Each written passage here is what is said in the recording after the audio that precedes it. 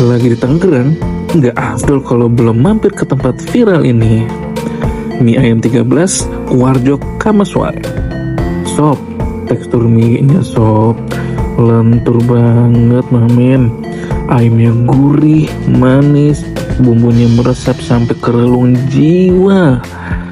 Rasanya tuh comfort banget. Gak cuma kenyang, tapi bikin nagih, apalagi dimakan pas lagi panas-panasnya.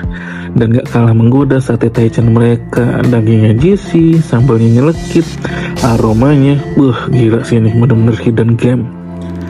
Pantesan aja rame terus. Harga kaki 5, rasa bintang 5. Dan semua porsi dijamin puas. Nah, cobain sendiri deh rasanya. Tag temen lo yang wajib ikut makan di sini. Jangan lupa follow gue buat kulineran viral lainnya.